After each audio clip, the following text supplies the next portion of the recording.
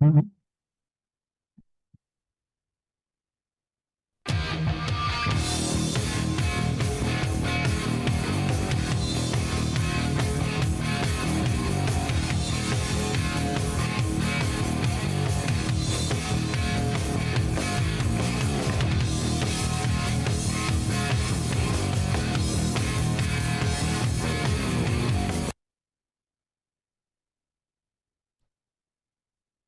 Well, hello, all you rockers, rockettes, and everything in between. Thank you for joining us once again to a live edition of And the Podcast Will Rock. Welcome back, everybody. If it's your first time here, I can't imagine that's true. I'm gonna say it's a lie. There's no way you stumbled across this late show so late in the game for the first time. However, if you did, we are the show that dives into the catalog and discography of one of the greatest rock and roll bands of all time, the mighty Van Halen, and we do it one track at a time, or at least we did. We are down to the final bits, but I am your co-host, Mark Kamier. With me, as always, Corey Morissette. Corey, would you say this is your most anticipated live rankings show that we've done so far? You know what? It might have to be. 1984 was my introduction to Van Halen. So I've been looking forward to this show for quite a while. And compiling the votes has been really, really interesting for this one here. There was no real runaway winner. And there was a lot of movement, amongst the top eight. The ninth track, I think pretty much everybody can guess. Everyone was thankful there was an instrumental, a very low-key instrumental on this record, because everybody had a song to put ninth, basically. But Of course. But from then on, it's fair game. And we got a ton of people watching. Just want to say hi to a few folks, like our good friend Tom. How's it going, Tom? Josh is in the chat. We got Bubba. Tony Griggs is here. Jay is back for another go-round. Scott Monroe, welcome, everyone. Thank you very much for joining us here tonight. And joining us once again, we're always honored with his presence. I'm so thankful every time he agrees to come on one of our live shows. It's the one and only Chris L., the gunslinger from Pod of Thunder. How you doing tonight, sir? Really good. Glad to be here. Always a pleasure to join in on these shows. Ready to get at it. Yeah. Thanks again for the invite. Awesome. And we also have another special guest here tonight. He literally wrote the book on Diamond, David Lee Roth. He's been on our show a couple times. Getting a lot of great interviews lately, too. The one and only Darren Paltrowitz. How you doing tonight, Darren? Because I'm in the presence of these geniuses, I'm doing great. Thank you for having me. Thank you for the ongoing support, etc. Well, very happy to have you here and to have your rankings included for this show here. We figure every time we're doing a Diamond Dave show, we're going to get you on there. Of course, we have the lovely Kelsey is back. How you doing, Kelsey? Willing to waste another good. Friday night with us. I can't believe it, but thank you very much for joining us. No, I planned my schedule around this. No, I'm excited to be here. And when you told me about it, I was really hoping I was going to be able to, because this is such a masterpiece of an album. So I'm so glad to be here and discuss it. We had no shortage of people who wanted to be on the 1984 show, let me tell you. One of the first guys to get his name in, though, is Heath McCoy. Heath wanted to make sure he was on the 1984 show. And Heath just wrote a very moving article about Owen Hart on the anniversary of his passing. So thank you very much for joining us here tonight, Heath McCoy. Happy to be here. Yeah, there's a life-changing album for me, so I really wanted to be part of this show, so thanks. Perfect. One of our original patrons, Michael Griffith. You know him, you love him. He's on as many shows as we could shoehorn him in on. Thank you very much for joining us here, Michael, and thank you for all your support throughout the years here on And the Podcast Will Rock.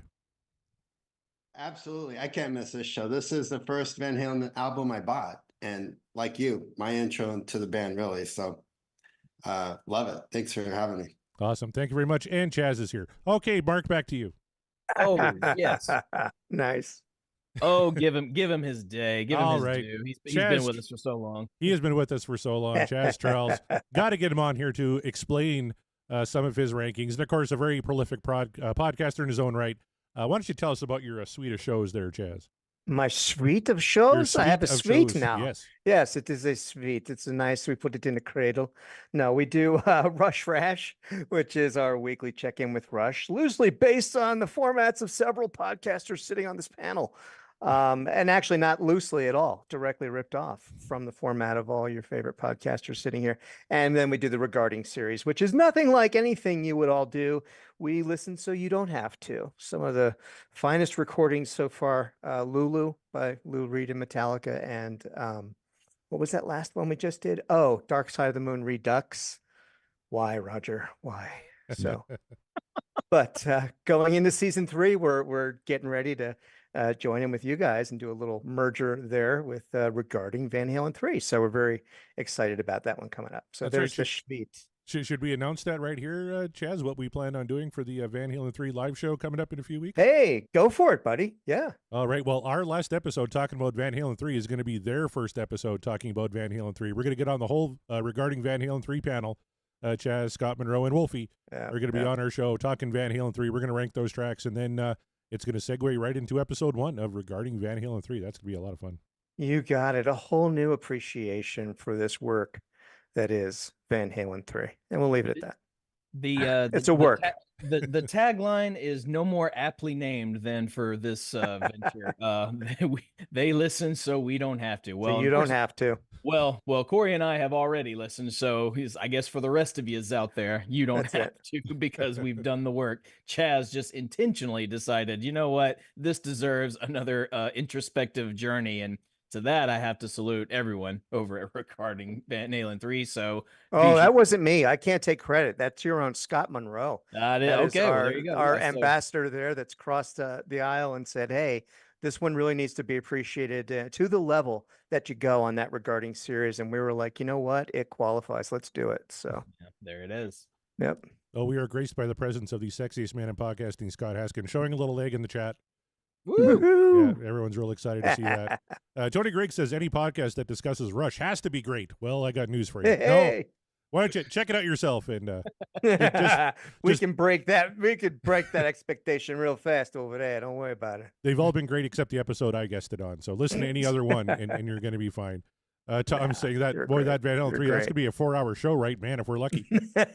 I mean, it's very likely so, unintentionally, but likely so. Yeah, and Scott Monroe is a drop dead leg. Oh, he's in rare form here tonight. Scott, oh yeah, he's ready. He's ready to get this going. Scott, so. You know what? I am too. I'm going to let Mark bring up his roll of patrons here pretty quick. We'll read those real quick before we get into it. But first, I'm going to explain how we determine our rankings here. Basically, all of our lovely Patreons, if you go to patreon.com/podcastwillrock, you can join the fun over there. They get a vote. They send in a ballot of their rankings of every track off the album 1984. And then we reach out to special guests like Mr. Paltrowitz, like the Gunslinger, and they submit their rankings. Kelsey submits rankings. And I tabulate all those up, and we determine our official show rankings from 9 to 1 of the classic Diamond Certified album 1984. Mark, why don't you tell the folks who our lovely patrons are that got to vote on this? Well, you might recognize a few of these names based on our little long intro that we just did, but people like Matt Lacoste, Nate from the Deep Purple podcast, Rava Flav, Josh Caldwell, Greg Zito, Michael Griffith, Chaz Charles, Sean McGinnity, Kevin Brown, Per Lineker, Scott Monroe, Ryan Powell, Jeff Brewer, Tom Armbruster, Scott Everett, Heath McCoy, Janice Risco, Brad Gould, Davey Lee Smith, Chad Pollock, Brett Parker from Dissect That Film, Jet Fisher, Scott Haskin, John Drake, Connor Burton, and Rabbi Evid Bana. And there you go.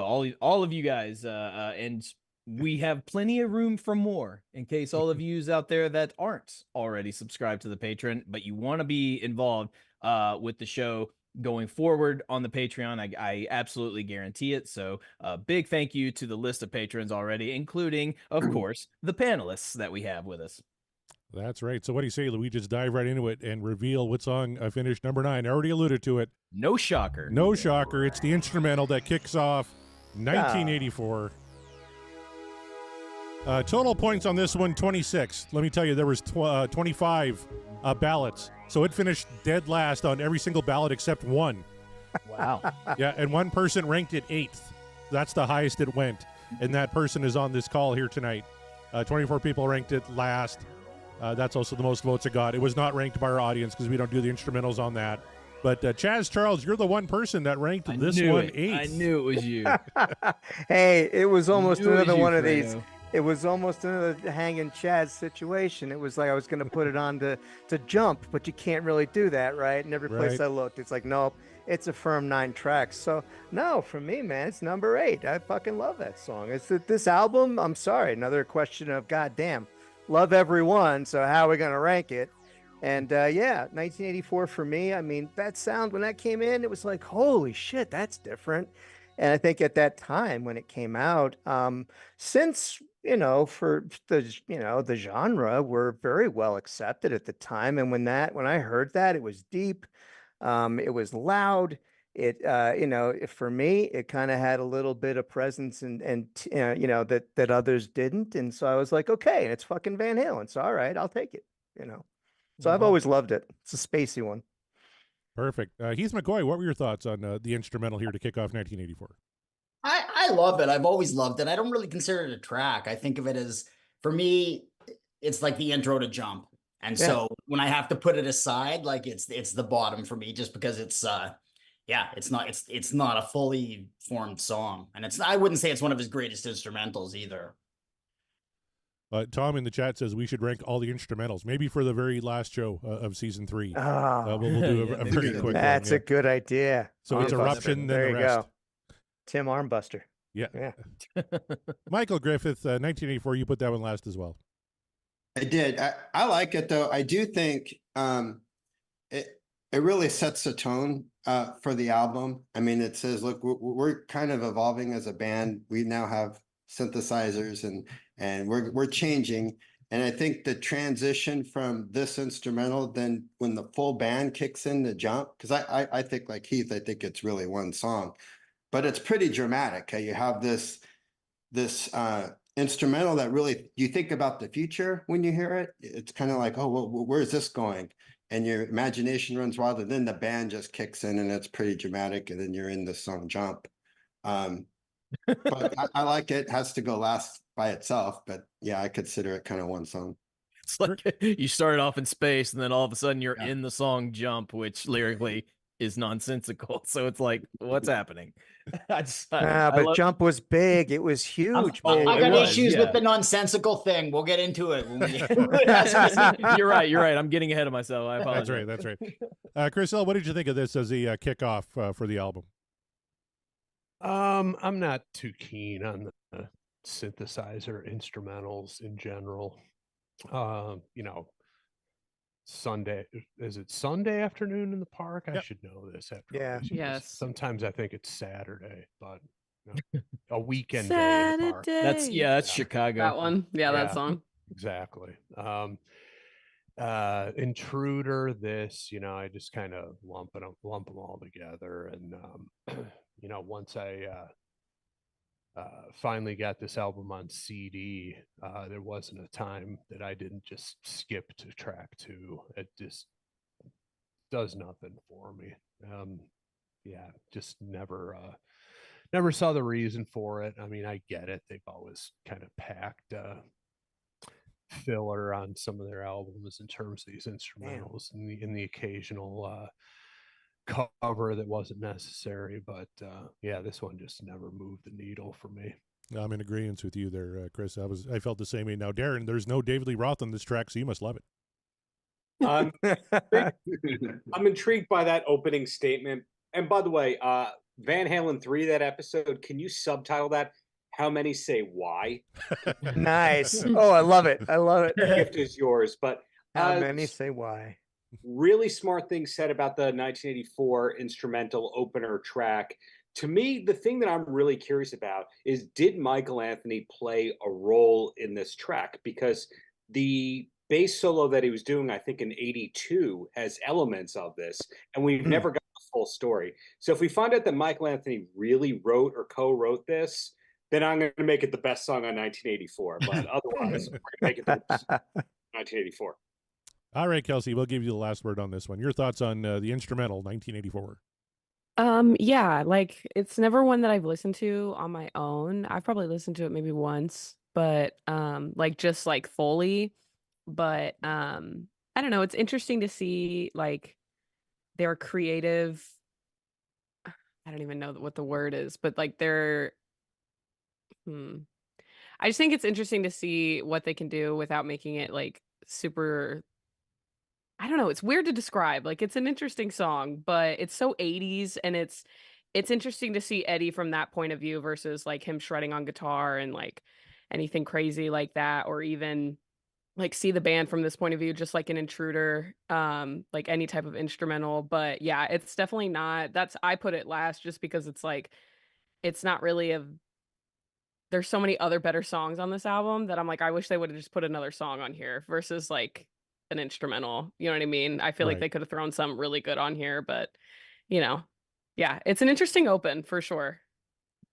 All right. Well, now we're getting into the good stuff here. And really, the first surprise of the night comes in right away at number 8. I was kind of shocked this one was this low. You want some synthesizers? There's some right here. Everybody's, what? That's right. This is I'll Blasphemy, Wait. but I understand why. Yep. I'll Wait comes in at number 8. Total points 99, which is really high. Probably our highest for an 8th ranked song on any album. One person ranked this first. One person ranked this 9th. Most people had this ranked 8th. That's why it's ranked here. The audience, though, when we did our audience polls, had I'll Wait ranked number 2. 94.7% What Dreams Are Made Of. 5.3% The Dream Is Over. I was shocked. I had pegged I'll Wait in like the 4 or 5 range. Right. Definitely not 8. Chris L., let's start with you. Your thoughts on I'll Wait. I think you must be muted there, sir. All right, bad. Sorry. I had it 4. And, you know, to me, this is keyboards in Van Halen used to the maximum effect, maximum benefit, top of the heap in terms of their keyboard songs for me. Great lyrics by Roth. I mean, I'm sure everybody on here has talked about this, but I'll just bring it up at this point.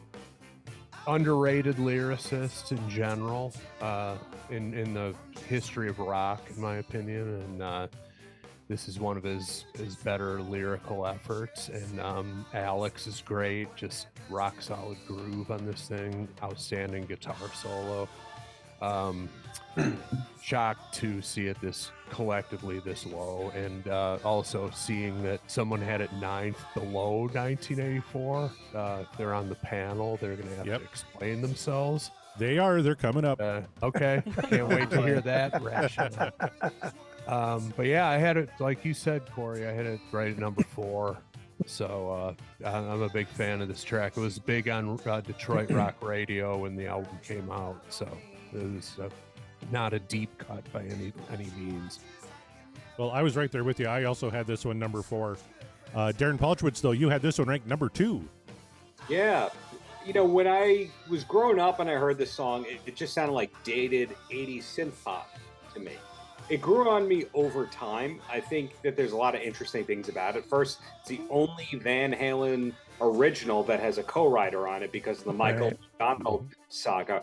But the videos that have been coming out in the past couple of months, the live videos from the 2015 touring, the Australia and Japan ones, when you watch the song perform live, you know that there's an offstage keyboardist and or tracks going on, but you're watching Eddie noodle and improv the guitar part, and when you see that, or at least when I saw that, that just ultra makes it click. Anyone who's a naysayer on I'll Wait, watch the reunion tours when they play it live. It's a highlight. Awesome. Well, just going to the chat real quick. Tony Grigg says he would put Top Jimmy below this one. Jeff Brewer, going back to Mikey and his bass on the instrumental, said Mikey had a similar sounding effect on his bass rig back then. Not sure he wrote in 1984. Tom had this one ranked 3rd, mostly because of Al's drumming. I believe Al might be selling one of his 1984 kits on that big auction he's holding right now. If you got a spare, $75,000, you might be able to own this kit. So I'm upping the prices on the Patreon right now as we speak. If you want to be an entry-level patron, it's going to cost you $20,000. I got to get me one of those kits. Kelsey, let's go to you next. Your thoughts on I'll Wait. Where did you have this one ranked? You had this one ranked 4th as well. I was going to say, I also had this 4. I love this song. I feel like David's singing it to me, so it's one of my favorites. There's also, this is one of the very few, if not only, Heartbreak Dave era Van Halen songs that we have. There's really not... I know this because I've listened to it Heartbroken. And there's really not... There's You're No Good, but that's not... It's a cover. So, this is one of the only, Heartbreak Van Halen songs. So yeah, I treasure this one a lot. I really love it, and it's also a good song to show someone that's not super into rock and be like, yeah, this is Van Halen. And I think David sounds amazing in this. I love Eddie's solo. It's not like, I've always said that Eddie makes the solo for the song. It fits the song perfectly. Yeah, I think everyone sounds great on this. It's one of my favorites for sure. Perfect. Well, Michael Griffin, you didn't have this one 8th, but you had it 7th. Explain yourself, sir. I did. So one interesting thing about this, if they had a video, this would have been, I bet, a top 5 hit, because you had 3 iconic videos in 1984. There is an unreleased one on YouTube. I don't know why they didn't release it, but I think that's why it's not as big a hit as it is. And this, to me, is a Ted Templeman song. I mean, he's the one who brings in Michael McDonald. This is very, very polished and very clean sounding track. And I think this is where he earns his money, is right here on this track. And it's good. I mean, you know, I don't know who wrote what, but Roth is really, I mean, he's telling another story here, and he's great as well. But someone's great. Michael McDonald or Roth is telling this. Brad Mancan in the chat says, "I'll wait. Give me those keyboards. Fuck yeah, this rocks so hard." Jay says this song was Love Walks In before Love Walks In. Jeff Brewer, our good buddy, says better lyrical effort. Thank Michael McDonald. And Josh says, I really like the Ginger Baker type drums on this track. So thank you for chiming in the chat. And all right, Chaz, it's your turn. You rank this dead last. Explain yourself. Hey, look, it's no great controversy here, right? This just, for me, something had to be last. This is truly an album of like prime cuts. There's not one that I can ding for any solid reason at all. So this one for me, why does it come in 9? Because I don't play it much, and that's the bottom line. I kind of had to go back to my old, how fun is it to play for me? So if I play it at all or never play it, or where's that middle ground? And this one, a couple of great riffs. I've tried the keyboard part. It's okay. But to me, and I think people have said it, and the essence of why it really kind of ranks last for me is that it's so polished and so manufactured for Van Halen up till that point. So it was like one of the things that was different about 1984 was that it was this polished. It was like, a lot of the tracks were really studio clean and not as raw as those early records, right? But this one to me was just way too polished. And it wasn't until much later that I found out about the Michael McDonald thing. But then once my earworm, ear hears that, I cannot unhear Michael McDonald singing the song. So that's where I'm kind of like, it could have been anybody on the radio at that time. And so to me, it doesn't stand out. I do think that like the keyboard part in 1984 is much more distinctive, and for me, had a much more lasting impression than what he's doing within the framework of this song. To me, it was just real polished pop, and frankly, just kind of last on the record. Not a bad song at all. I love it. I love the lyrics. I love the story. I was in the magazine industry. I dated women in the magazine industry. I mean, this is a great fucking song. It's just last on this record, unfortunately, but certainly nowhere near last in their catalog for me. No, not at all. All right. Well, I don't know what's more shocking. That took you 10 minutes to say, or you dated women back when you were younger. No. Oh, nice. Keith McCoy, let's go to you next. You had this one ranked number 7. Yeah, and I love it. I think it's a fantastic pop song. It was a real departure for Van Halen, obviously, at the time. They were going to the synth direction, same as Jump. But Jump, it's more of a departure than Jump, right? Like, I don't know, like Jump's still got that kind of heat, that energy you associate with Van Halen, right? Whereas I'll Wait, I don't know, does anybody else find it? And I love it, but does anybody else find that there's a coldness to it? It's a cold track from a very band that runs really hot, and I always find that really interesting about it. No, and I'll tell you why. Because look, Van Halen, at some point, I have to assume, whilst making this album, it says, guys, we really need to cater to the yacht rock crowd. Like, we have to. We absolutely. There's no ands, ifs, or buts about it. We have. And we Michael have to do McDonald, So they probably like, we got to figure out how Michael does it. And Ted Templeman's like, I will get you Michael right away. And they all collectively decided, like, we need a yacht rock tune, right? And Michael was like, you totally need a yacht rock tune. So we got I'll Wait. And there's nothing wrong with that. So no, it's not cold at all. In fact, it's warm, just the way you want to feel on a yacht, Heath. That's my point. You've convinced me. I like that. That's a good argument. Then, you're welcome. Yeah. You're welcome. I'm pretty sure it was in the DLR book that David Lee Roth looked out amongst the crowd and saw no Air Supply t-shirts and got very upset. I will say if I can compromise and make a fair resolution on this article, and argument overall, it is a cold song for Americans. It's a warm song for Canadians. How about that? You're used to colder temperatures. Everything's a warm Oh, song for Canadians. bravo. Nice. Yeah. Nice. Nicely done. All right, Mark, anything else? You had this in rank number 4. You get the final word on I'll Wait. I'll tell you something. It's only 4 just by a thin hair because it almost made number 3. But I ultimately, because what I have in my number 3 slot, I was like, I don't think I can move it for various reasons that we'll get to. But yeah, no, I'll Wait, I think is just a gem of a tune and a different one from Van Halen. But different does not mean bad. All right. Well, it's time now to reveal what song finished number 7. And one of us on the panel is going to be pretty heartbroken, I think. Oh, Kelsey, I'm sorry. Yeah. Girl Gone Bad, number What? 7. Yes. 105 points. Its highest ranking was first. 2 guesses who ranked this one first. She's on the panel. Chaz. Its Chaz. Its lowest ranking was 8th. 5 people ranked this one as the 8th song off 1984. Oh, no. But the votes are really split on this one. It had 5 votes for 8th, 5 votes for 7th, and 5 votes for 5th. So a lot of people were really wondering where the heck to slot this one in. The audience ranked this one 7th.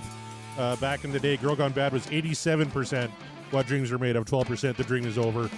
Oh, Kelsey, let's go to you first. You had this one ranked as your favorite song of 1984. Wow. God, I love this song. In my notes, I wrote Alex and Eddie in all caps because they both sound amazing. And I also put I could get a speeding ticket to this song because usually I'm hitting 90 when I'm listening to this one. I don't know. There's nothing like that. Once you hear that opening, the drums and Eddie just talking to each other, it's like something activates in me. I'm literally like, oh my God, I've never heard anything like this. I remember the first time I heard this in my car, it was like the same reaction I had to Mean Street. I was like, what the fuck is this song? But yeah, no, I love this song. I'll defend this song until I die. This is a banger, and I think it's one of my favorite songs to play. I think I said this about Somebody Get Me a Doctor. It's like one of my favorite songs to play for people. I'm like, this is fucking Van Halen. This is the shit you want to hear when you think of Van fucking Halen Dave era, okay? So. All right. Well, Michael Griffin, you ranked this one 3rd, so you had this one pretty high as well. Yeah, I'm with you, Kelsey. I don't get it. This song's great. I've heard. I'm not a Banger. musician, but I'm friends with some, and then this is the musician's Van Halen song. Like, this is the most complex and tightest the band's ever been. So good. I've heard lots of people who are musicians tell me this, and I kind of hear it. I mean, I don't have that ear, but I don't know. It's a dark song. It kind of fit. It would fit great on Fair Warning, actually. Maybe that's why I love it so people much. are ranking it low. But it's so good. It's tight. It's dark. Give Al some credit here. He's kind of the backbone of the song too. Well, on Eric Senich's ballot, Girl Got Bad was 5th. For going to the Sean Geek ballot, it's number 4. His brother Todd had Girl Gone Bad at number 6. So again, we're just kind of all over the middle of the field here. Mark Kamara, you had this one ranked number 7. Yeah, I did, and that is not indicative of how I feel about the song. It's just there is no bad song on the 1984 album. There's not, but you got to place the songs somewhere. And I knew what my top 5 was gonna be. I didn't know where 6, 7, and 8 were gonna line up.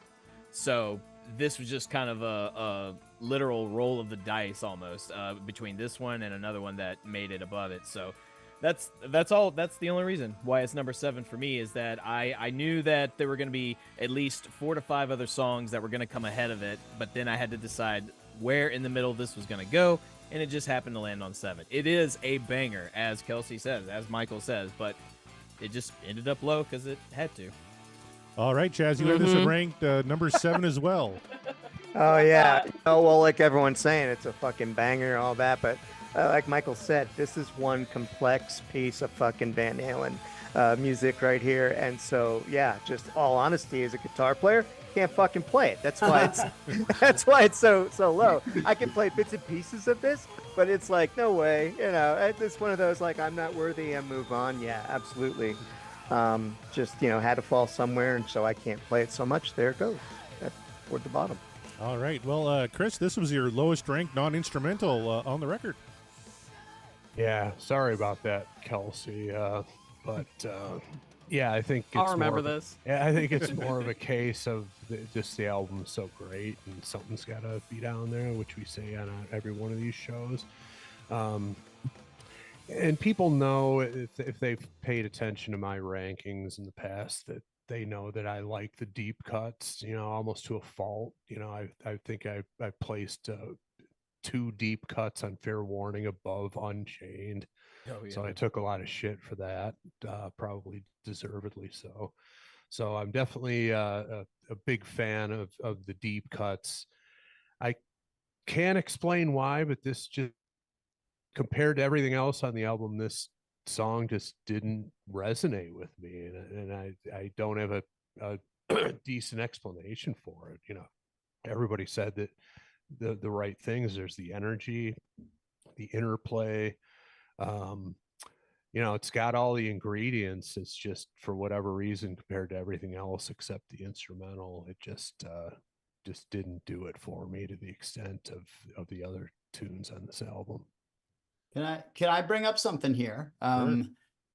You know how Eddie and Alex, one of their formative bands was Cream, and they love Cream so much. And one thing about Cream, that they have these long jams, and this to me seems like a jam. But you can just see Eddie and Alex developing this thing in 5150, playing it over and over and over again. It's like a big long jam, and it's amazing at being a jam. It's an incredible jam, and it showcases the brotherly thing and how brilliant they were, awesomely. But I think as a song, it just doesn't. It's more of a jam than a song. It doesn't make it as a song so much. And so on an album full of some of their most amazing songs the band ever did, I think that's why for a lot of people it finishes a little lower. For me, But to that point, Heath, like to me musically, this one kind of started, it started where he ended up with 5150 musically in terms of the same feel. And that song for me is a lot easier to play than this one, but this is where they were trying to, it was like, as they were evolving, right? There's certain themes through their music. This is one same feel musically, and definitely, yeah, I'm with you. Well, when it comes to my vote, I'm going to pass because I'm hosting the show, so I don't have to reveal in fear of getting What? yelled at by Kelsey. What? Where I put it. Yeah, that's what I thought. Some bullshit. Let me just say, and I agree with Tom, most of these rankings are how do I feel about this today? They're all great. This is an absolute jam. Darren Paltrowitz, let's go to you for the final word on Girl Gone Bad. You had this one, I believe it was 5th.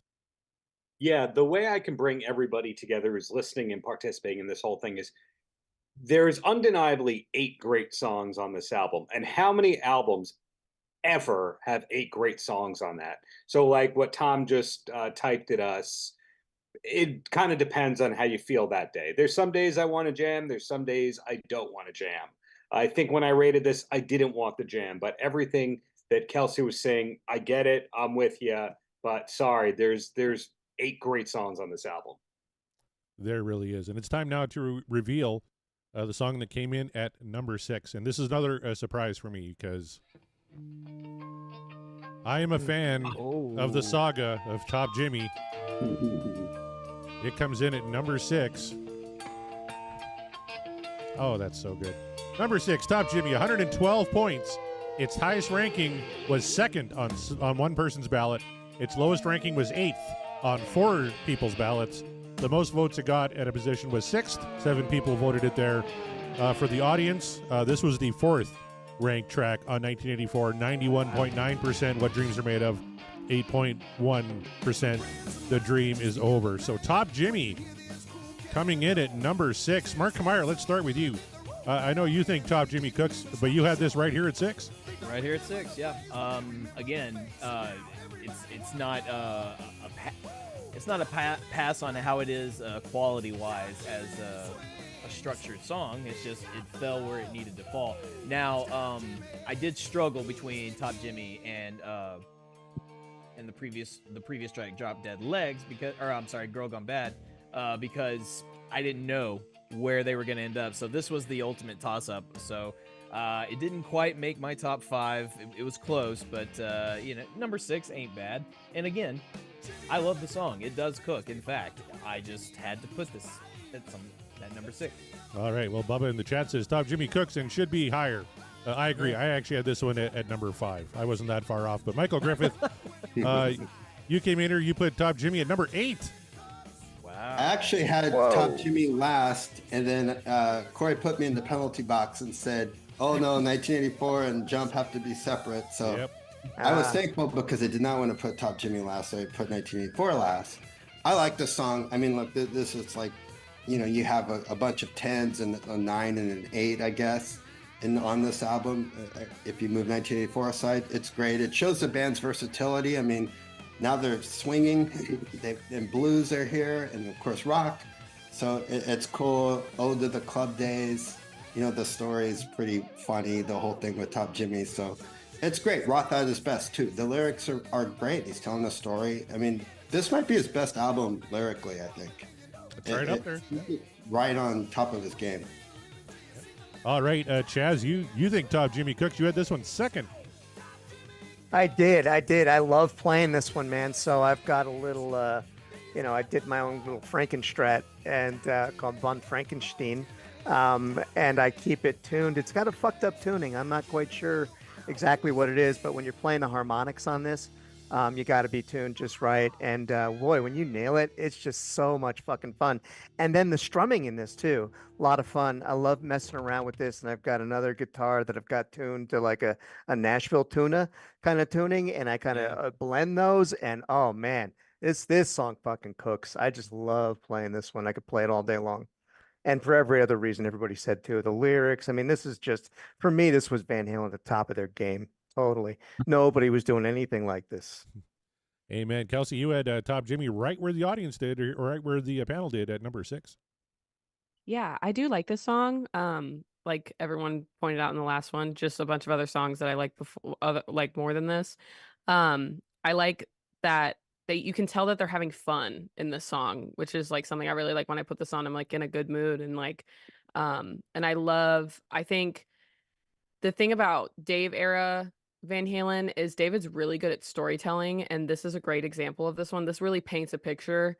And so yeah, that's one of my favorite things about this song. The song is very good and very intricate, but it sounds so effortless for them, which is one of my favorite things about this band. So yeah, I do love this song. It's a great song. It's very fun. All right. Heath McCoy, you had this number 5. Yeah, I love it. I think I think it's one of their great deep tracks. I kind of second everything Kelsey said. It's fun, it's jumping, it's Dave's telling a great story. I think it's one of their great deep tracks, and I if I'm not mistaken, I don't think they ever played it live ever, which baffles me. I guess it's just because they've got such a great catalog. I might be wrong about that, but. Well, the Van Halen experts in the chat, I'm sure, will let us know. I don't have that in front of me right now, but I can't remember if we played the Price is Right game on that one or not. Probably, that was a while ago when we covered old Top Jimmy. But Darren Paltrowitz, you had where did you have this one? Top Jimmy was number 4 for you. I have it at number 4, but I also have trauma associated with this song. in hosting the DLR cast, I never say I know more about Van Halen than anybody else, but I remember one of our listeners was super disgusted at me about how little I knew about Top Jimmy and the Rhythm Pigs. Like one of those, like, how dare you not know the whole backstory of Top Jimmy? And I just forever associate that song with how incompetent I apparently am. But otherwise, by the way, Heath, has anyone here read Heath's interview with David Lee Roth from back in the day? Yeah. Wow, that's awesome. Kudos I can to put it on the Discord if you want. Yeah. Yes, please do. Great. Please do. I would love to read it. Great stuff that he sent me a while back and all that. But he hit the nail on the head. One of the true great Van Halen deep cuts. And I'm not sure, Corey. I don't know. Have they played it live? Do we need to play The Price is Right? You know what? I can look it up real quick while Chris L is giving us his reasoning behind putting Top Jimmy 1, 2, 3, 4, 6th. Actually, I believe you had it, Chris. Yeah, I had it at 6. Yeah, this is another one that I don't consider a deep cut just because Detroit Rock Radio played every song off 1984 pretty regularly, except the instrumental and except Girl That Gone Bad and except House of Pain. But the other 6 songs were constantly on the radio. And So it wasn't really a deep cut for me, and it was also just this is the kind of song that lyrically the only person on the planet who would write a song like this is David Lee Roth. And it's like, so you're consuming the lyrics and you're just like, who the hell is Top Jimmy? And back in the pre Wikipedia days, you had to, I don't know how you even went about finding out who this guy was, but it turns out he was like actually a contemporary of theirs. I mean, not on a grand scale, but he was an LA music figure around the same time that Van Halen was in action. And just you find that out and you're like, so you got this worldwide rock star writing about this kind of weird character in LA and putting it on their biggest album ever. It's just all that stuff just adds up for me as like the only person who would conceive this on the planet is David Lee Roth. And it's just to me just illustrates that guy's brilliance, and at the same time probably illustrates why he was kicked out of the band after this album, just because it's Quit. or kicked out, God. whatever. He was out of the band after this album. Had a movie to make. Well, kudos, Chris. Well said. Holy shit. And it's just like, it's like his genius makes him probably hard to deal with, because I don't know, I always David, imagined hard to deal with. I just always imagined him bringing this song to the table and everybody else in the band like, who the fuck is Top Jimmy? Why are we writing a song about him? And it ended up making on the album, and it's just so quintessential Dave that's the charm in it for me. Right. And of course, these days I've found stuff on YouTube now with Top Jimmy. And so, yeah, pretty wild story, man. That's awesome. Well, I did find the answer to our had they ever played it live question. So it's time to play the Price is Right game. And actually, we don't even have to because they never played it live. So yeah. No, it's a really fucked up tuning. I don't know that he'd have to bring out another guitar. Play those samples, Corey. Don't maybe. I got the Roadcaster. I gotta, that's true. Yeah, gotta get my money's worth out of it here. All right. Well, it's time for the top 5. Number 5. The top 4, I think, shouldn't really be a surprise to anyone. But number 5. Any guesses? Let's just go around the horn, starting with Chaz. What do you think came in at number 5? What's the midway point for you? Jump. All right. Mike? Jump. Michael Griffith, any guesses? I think teacher. How for teacher? Teacher at 5. Wow. Markimeyer. I'm going to guess it's probably Drop Dead Legs. Drop Dead Legs. All right. Heath McCoy. I'm going to say House of Pain. Well, you got it, so we're just going to play it right now. It was actually House of Pain. No one else gets a guess. We don't got that kind of time.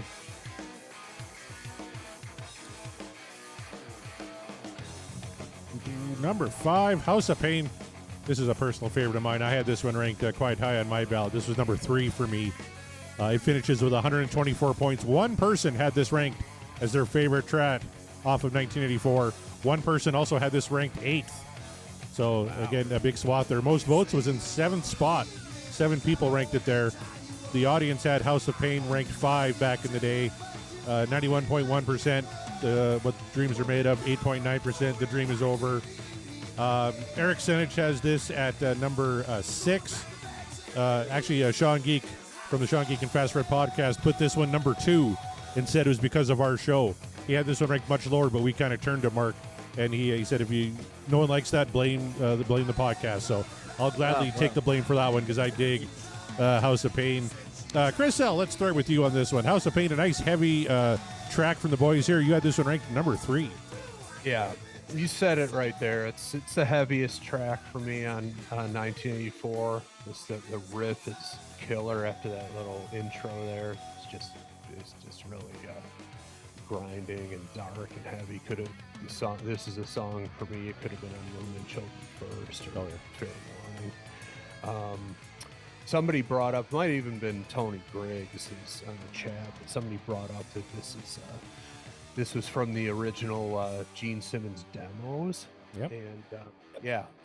So when I hear that and I remember that, I can't help but go back to all the criticism around the bullshit criticism around a different kind of truth, where people are like, "Oh, the whole album is pieced together from old songs." It's like they did that throughout the entire David Lee Roth era. Amen. Yeah. They took songs from the backyard party days, Yep. either intact or reworked. And it's like, first of all, if it's good stuff, why wouldn't you use it later? And second of all, if you're looking, and I'm sorry about this tangent, but if you're just looking for reasons not to like a different kind of truth, if that's what's holding you back from liking that, Yep. it's ridiculous. And this is another example of an old song that was revamped, put on a huge album, and the results are great. And that the Ride Out jam is awesome. You know, you have that kind of this is like the bridge into 5150 from Alex's standpoint. You got the electronic drums going on throughout the whole thing. And yeah, I'm a huge fan of this. I mean, this is like I said earlier, I'm definitely one to give a little extra to the deep cuts, and for me, I had this at 3. This one is to me better than Girl Gone Bad. Sorry, Kelsey again, and it's definitely heavier than Girl Gone Bad. In fact, to me, it's the heaviest song on the album easily. Now, Kelsey, we're going to give you your chance to respond to that. You had House of Pain number 8. Yeah, I'm not gonna lie, I don't really like the song. It doesn't sound very cohesive to me, but like I like every little part about the song. I love David's voice. I think he sounds great on this. I love his lyrics. I like Eddie's tone. Um, yeah, I don't know. It's not one that I play like I don't know, but it's very I was gonna say it's very heavy. It's kind of dark. Like it is definitely like not a song I would have thought would be on this album. Um, but yeah, I love Alex's cymbals, and like they all sound very good. I don't know, it just doesn't sound very cohesive to me, and there's so many other good songs on this album that I like more. But yeah, so All right. Well, everyone keeps blinking out and screwing up my order here. I think Michael Griffith is going to be next, though. House of Pain, you had that one number 2. Number 2, I love this song. This song, so it's the closer. So you open with this 1984 thing. Oh, I'm thinking of the future. The band's changing their sound. And then they close with their heaviest song, arguably in the entire Roth era. So, I mean, it's too bad he left the band, right? Because it's like, oh, I can't. It's sad in a way. It's like, I would have loved to hear what was next. What's the next album after 1984? This is just a banger. This guitar solo by Ed, I've listened to it so many times. I can't get enough of it. It's so good. This song sounds fresh to me. It sounds like it could have been recorded yesterday, and it doesn't sound dated or anything like some of the a couple of the other songs on the record does. I think this is great. I think it's so full of energy. It's just energy. Well, Darren Paltrowitz, you don't know how much it warms my heart that you, of all people, get yelled at by fans about Van Halen knowledge, because Mark and I get that shit all the fucking time. But if you, an acclaimed author and an interviewer, is eating shit like that, man, that makes me feel a hell of a lot better. But Darren Paltrowitz, you had this one ranked number 7.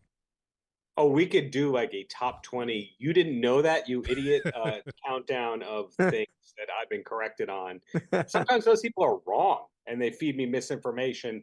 And then, anyway, I put this track at number 7. And I'm going to use a line that I used elsewhere in my write up that I sent to you. And it said, well, it's not bad for a 7th best song on an album. Like how many albums, again, have 7 or 8 great tracks? So it's great. And just as we were hearing, it does sound like it could have been recorded in the modern era. It's very interesting sounding, high energy, but it's not one of my favorite Van Halen songs or anything like that. All right. Eric Senich from the Van Halen News Desk had this one ranked number 6. Just a spot below where Mark Meyer had this one. You had this one number 5, my friend. Number 5. If it hadn't been for the show and us actually diving into it and really listening to it, I don't know that this track would have made it this high, but I knew it was going to make my top 5. I just needed to find out where.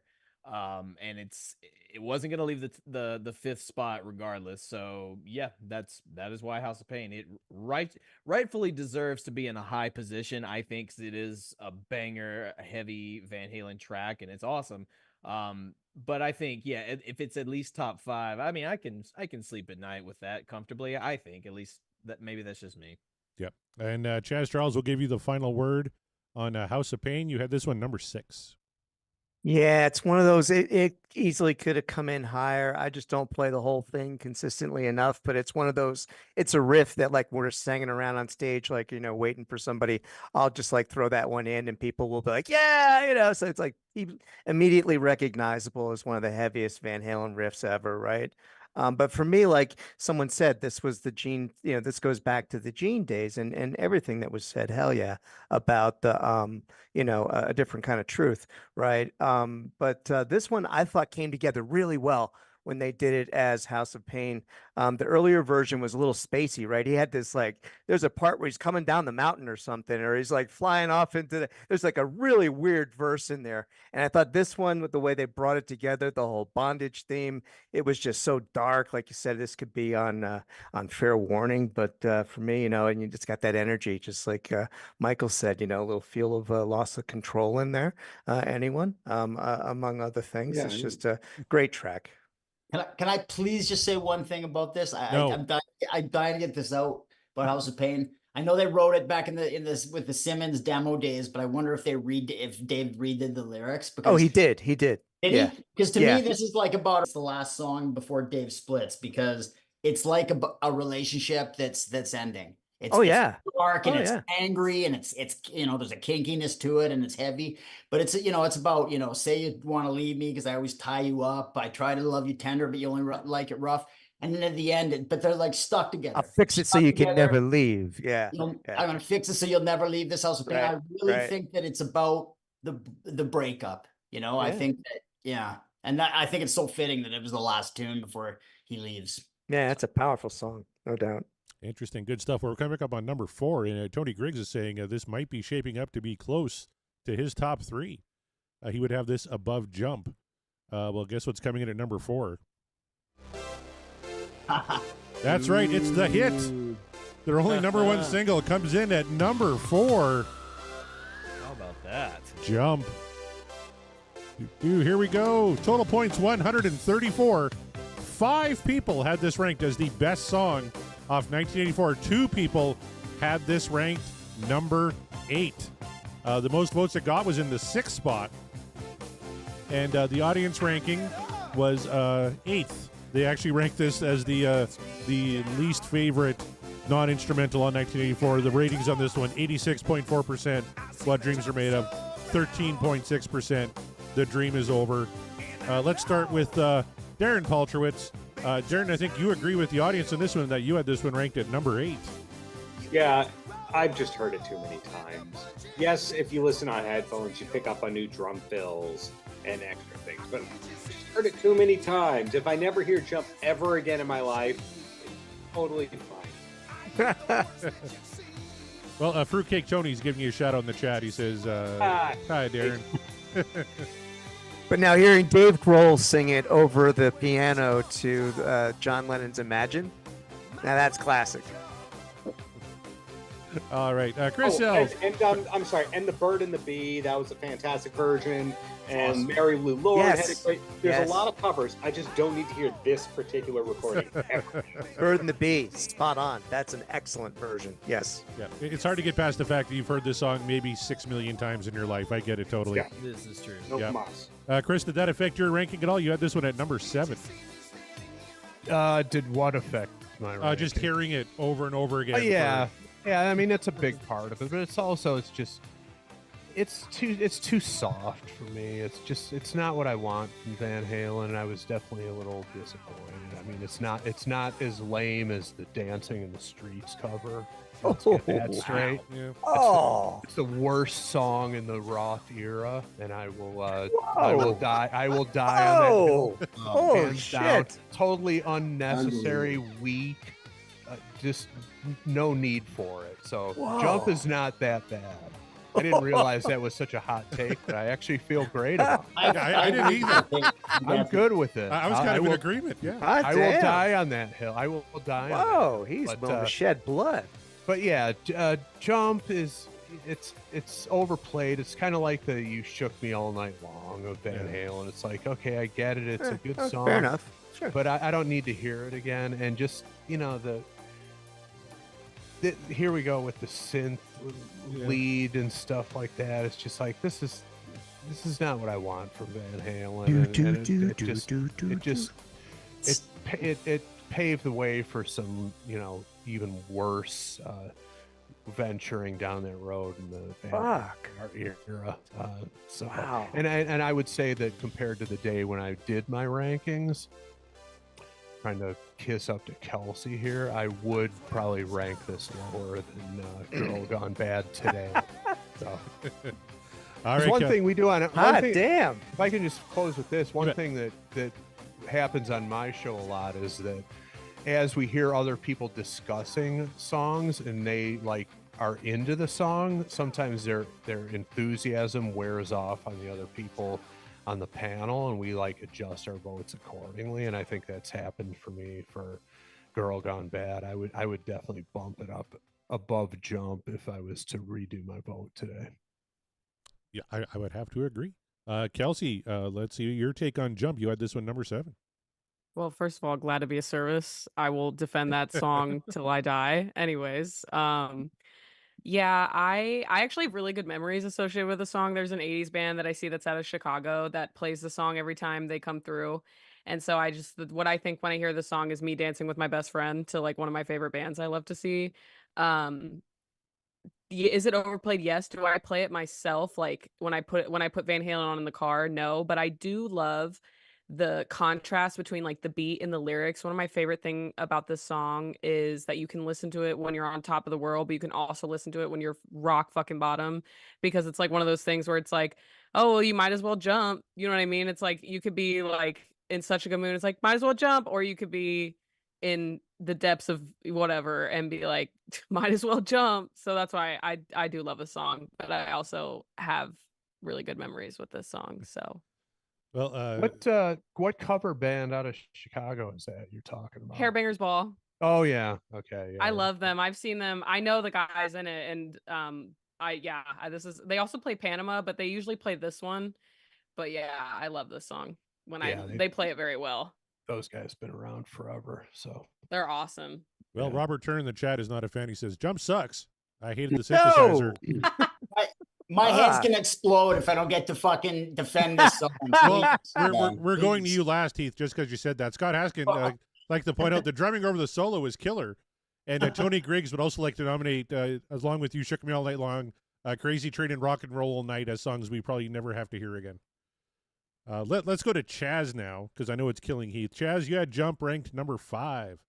Middle of the pack, and it's because it's the hit and it was so big. And here's the deal, right? So same thing. I'm not going to go in my car and slap in 1984 and run to Jump, but here's the deal. Whenever it comes on the radio, whatever fucking station I'm listening to, boom, I'm going to crank it up because it's Van Halen and it's Jump. And I love it. And I love it across every fucking genre of cover that I've heard. It's one of those timeless classic songs like Jamie's Crying. That Roth wrote a number of songs that cross over and are timeless classics, regardless of the genre you drop it in, and Jump is just one of those. It's right there. It is fun to play on both the keys and the guitar. You can accentuate either one and have a great version. So, it's a versatile song. Everybody fucking knows it. So as much as everyone loves to, piss on it, for me, it's as strong as every other goddamn track on this record. Yep. All right. Well, Scott Monroe says the best thing I like about Jump is at this point, it's a good gateway drug for young kids like his to get into Van Halen. So anyway, we can get more kids into Van Halen. I'm all for. Mark Meyer, you had Jump at number 3. Yeah, it wasn't going to make the top of the list for me just because reasons everyone has explained, the reasons we all know. It's not their strongest song, but it is their biggest song. No one can argue that. So you can't. It's almost like, at least for me, it's been a part of my life so much that it almost feels like family. That song, I don't know if you guys feel like that. There are movies we grow up with where it's like maybe it sucks, but I love it because I grew up on it. It's like family, you know. There are songs that feel like family to me, and odd as it may seem, Van Halen's Jump is one of those because it's just always been there. So while I can't say, okay, yeah, it's my favorite on the album because it's their biggest song, it's like no, I think there's a lot more on the album to appreciate other than the big hit. But at the same time, it's a hit for a reason. It's I won't go into we've done the whole episode about the intricacies of what we liked, what we didn't like about Jump, but all in all that to say, for me, it wasn't going to leave the top 3, but it just could not make the top slot because I personally think there are better songs. So, but it is Jump after all. It's Van Halen's Jump. Everyone knows it. Everyone can somewhat appreciate it, even if we're sick of it. All right, he's been very patient. Everybody wants to hear from him. Let's go to Michael Griffith. Michael He's Griffith. just shaking over there. Michael Griffith, you had Jump ranked number 6. For me, it's No, my number, it's not I my said number Michael one. Griffith, He wasn't sir. calling on you. No. Yeah. What? No, keep going. Keep going. Michael Griffith, you had this ranked number 6. I did. So I would add, so, Ted Templeman wanted this off the album. He didn't want this song included in 1984. And if that happened, I would make the argument that we might not even be here doing this podcast today, because this song elevated the band to another level. And one of you guys said it, put them in the mainstream. A little kid could, get into Van Halen now. And it just changed the course of the band. So it's such an important song. It's the most important song in the band's catalog, in my opinion. It's overplayed, all those things everybody said. But, I think you have to give it credit for that, for elevating the band. Then the other thing, one other quick thing that I'm very intrigued about is, I don't know, a month or two ago, they had on YouTube this Donington video of the band playing the song, and Michael Anthony and Ed were playing keyboards at the same time.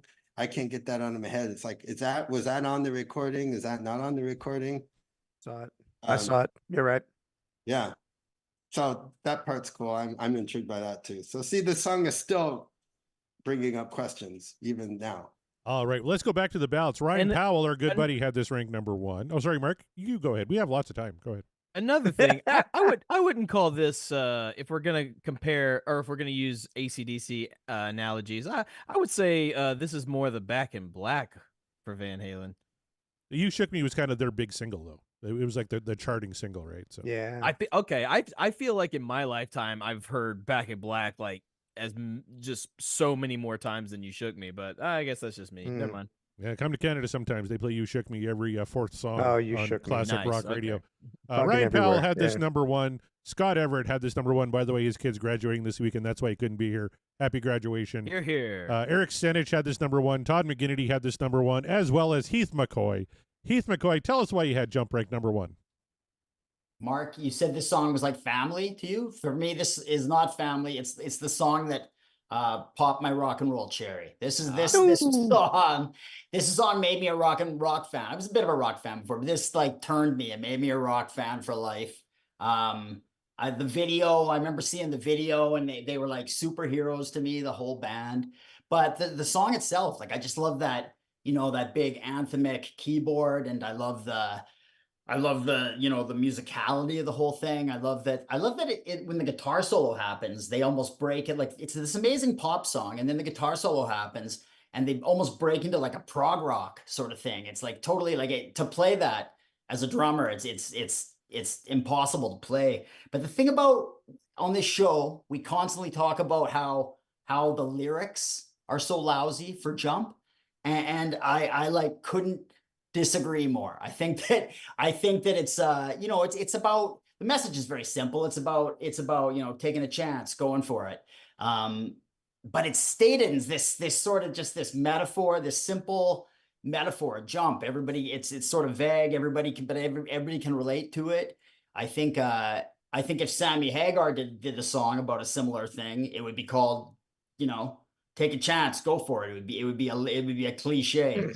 Whereas Dave puts it out there in this, very unique way. That's purely David Lee Roth. And number one. Wait, but Heath, isn't it? Wasn't he inspired by somebody who was going to jump off a building in LA? Is that what he said?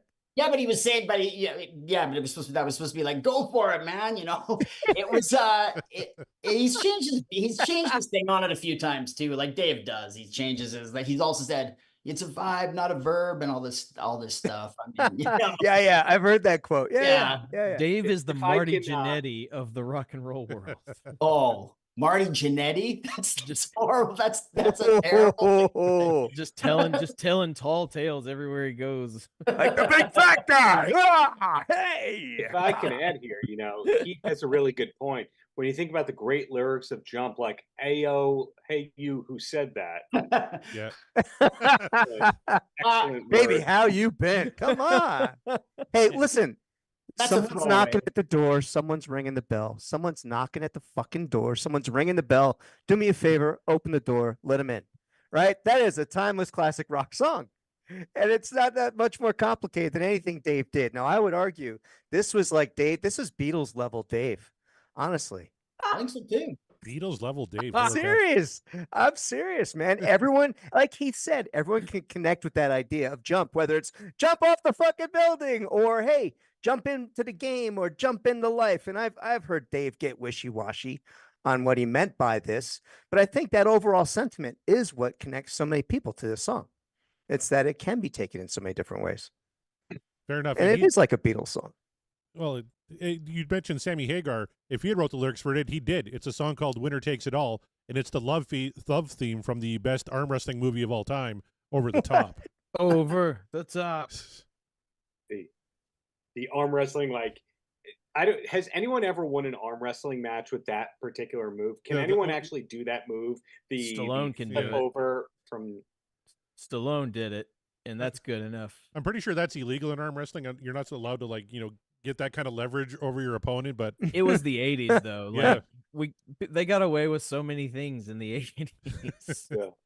well, Tony Griggs is happy. He knows what's coming in at number 3, and he is very happy. It is this high on the list, and I kind of am too. I was kind of surprised this would come in at number 3. Way too high. Way too high. I don't know. What? Way too high. Not Kick for him. our, yeah, Kick him. Yeah. Not for our good friend Kelsey. Drop Dead Legs. She had this one at number 2. Actually, 2 people had this ranked number 1. It came in at 143 points. A really good showing for Drop Dead Legs. Like I said, 2 people had this as their favorite song on 1984. 3 people had this as the 8th best song on 1984. The most votes it got 5 votes in the 2nd spot and the 5th spot. The audience for the show ranked this at number 3, 94.4%. What Dreams Are Made Of, 5.6%. The Dream Is Over. Drop Dead Legs. Kelsey, kick us off here. Your number 2 song. God, I love this song. I will never get sick of this song. That opening and Eddie's tone and that fucking guitar. Oh my God. This is on my getting ready playlist. This is on every single like car drive playlist that I've ever made. I will never ever get sick of this song. David sounds amazing. David sounds sexy as hell. Let's see what else. I love how surface level the lyrics are, because it's just so funny to me. That giant butt line is so funny to me. No, I love this song, and I don't really care for the jamming part toward the end. But otherwise, the song is so fun. The song is so, I say sexy, but so much, but this is just a sexy fucking Van Halen song. One of my favorite ones to show people. Yeah, this is such a masterpiece of a song. This is another one I'll defend. Well, Mark Kamar, you're not making a friend with Eddie Van Trollen, who says blasphemy way too high. Mark Kamar, explain yourself. You had Drop Dead Legs ranked number 8. Yeah, well, do you remember when I said there are no bad songs on 1984? That's true. Tell that to Eddie Van Trollen. Okay, Mr. Von Trollen. Drop. All I said was it's too high. I don't think Drop Dead Legs belongs in the top 3 of 1984's tracks. For me, why it ended up at number 8. I mean, I know it's fine. Why it ended up number 8 for me is because I honestly, at least on the day of doing the rankings, it just didn't hit me as hard as the previous 7. and it wasn't going to go last because the instrumental had to fill that void. So there we have it. I do not disagree with anything that Kelsey said, other than the fact that I don't think it's a masterpiece of Van Halen's, but I mean, it's cool. It's cool. That's just my opinion. And again, reminding you, there are no bad tracks on 1984. This just had to fall where it fell. Well, Tom's not real happy with you either. He's just yelling Nobody's at you happy with in the chat. Heath McCoy, Drop Dead Legs. You had this one ranked number 3. Yeah, I think it's right up there with the Full Bug, one of their very best deep track. I agree with Kelsey. I think the riff is so sexy. It's like in a band that's made their mark with a bunch of really horny songs. I think this might be possibly their horniest song. I actually got into it with Kevin Brown the other day on Discord because, or maybe on Facebook. But anyway, he thinks they're ridiculous lyrics, goofy lyrics. I think they're amazing lyrics. I think he drops Betty Boop in it, and I think he's like creating this living horny sort of cartoon in with his lyrics. I think it is like a Betty Boop cartoon. The song is literally his homage to wanting to bang a cartoon character. That's what this is. Which is the greatest thing. I mean, it's great. So I like Dave. it. I'm just saying. That's what it is. Fucking Dave. It's classic. All you need to know about Kevin Brown is he ranked I'll Wait number 1 and Drop Dead Legs number 8. That's all we'll say about Kevin Brown. Chris L., Drop Dead Legs, you had this one at number 5. Right.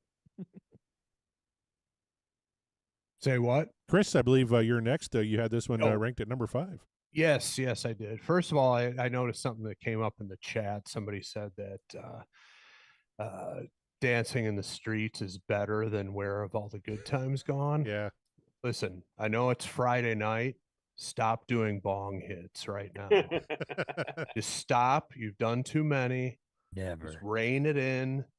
Just do that for me. So that's my advice to that person. And it was Eddie Van Trollen again. Eddie Van Trollen. All There you right. go. I'm That with him. explains a lot. I'm with him. Explains a lot. Pass the bong over here, Eddie. My Pass the gamer bong. tag now. I'm with you, man. And then in terms of banging a cartoon character, can any of us say we didn't want to bang Jessica Rabbit? Jessica nailed Rabbit. it. Betty Nailed Boop. it. Betty Boop was the original Jessica Rabbit. And again, nobody else on the planet is going to talk about Betty Boop's teeth in a song like David Lee Roth did. So totally original for him. This is another one that if I was to vote today, I would bump it from 5 over I'll Wait into the number 4 slot. This is another one where to me it was not a deep cut. It got tons of radio play on Detroit Rock Radio, and just like somebody, Heath said it. It's Dave singing about a woman's legs, like the line running up the back of her stocking. It's like a very horny song, which I'm a big fan of horny songs. People who've listened to my show understand this, and the musicianship is great. The groove is awesome.